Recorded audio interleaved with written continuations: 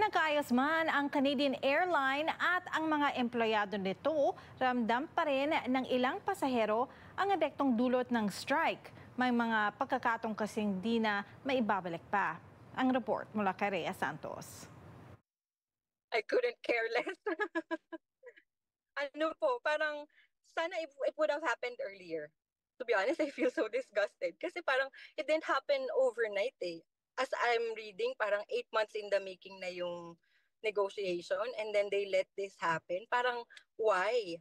Isa lamang ang pamilya ni Edurain sa libo-libong pasahero ng Air Canada na lubhang naapektuhan ng strike ng mga flight attendants. Di na nakasama sa family reunion sa Toronto Lunes. Tapo na rin ang front row seats ng pamilya sa concert ng American singer na si Chris Brown na matagal nang pinangarap panoorin. It's supposed to be a last summer hurrah before before back to school, and it's supposed to be a family reunion going to Toronto. Yung sisters ko are flying from 2 different countries. So one is from Saudi Arabia. She hopped on a plane, a 14-hour plane ride just to see her niece and nephews. And then my other sister and her family flew from Florida po. Earlier lang sana yung advice nila with regards to the situation. Kasi marami kaming pwedeng i-consider na options. Like yun nga, sinasabi na mag-long drive. Kasi ang tagal din po namin hinintay talaga. For example, yung concert na yun kasi parang once in a lifetime. You're supposed to see your titas and maybe your nieces and nephews? My cousin that I haven't also seen in 3 years, but we've been talking for like a week of like what we were gonna do. When I heard that our flight got canceled, I was just so Heartbroken. the next morning I cried. I'm still sad about it. Still am. Umaasang ibabalik ng Air Canada ang ginastos na pamasahe, pero ang halos $4,000 na gastos sa hotel, car rental at concert ticket, di na mababawi pa. Po, a lot of tears, and even up until last night, we were looking for flights just to get there po. Kaya lang wala na po talagang flights available.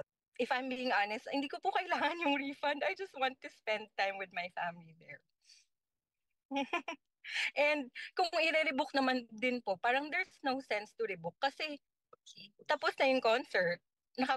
Pauwi na rin yung sisters ko later on tonight. Well, nabunutan kami ng malaking tinik. We're so glad that it's finally over. Laking perwisyo. Nagkumahog din ang travel agency ni Nelson Rodriguez sa paghahanap ng flight sa mga kliyente na naapektuhan ng Air Canada strike. Bagamat good news ang kasunduan ng dalawang partido, mahabang pasensya pa rin daw ang kailangan ng mga apektadong pasahero. Unahin yung mga naunang naapektuhan. So, gradual yan. Alam mo, mabilis na yan kung in 7 days may balik nila back to normal. Nasayang na time off sa trabaho, higit sa lahat, pagkakataon na makasama ang pamilya. Isa lamang sa libo-libong kwento ng mga pasahero na naapektuhan ng strike ng mga empleyado ng Canadian Airline. Para pong gumuho yung mundo namin kasi the kids were already preparing for this trip. Financially, ang daming gastos, and then yung emotional roller coaster po. It's just so hard for me and the kids and my husband. And my sisters too. Rhea Santos, Omni News, Vancouver.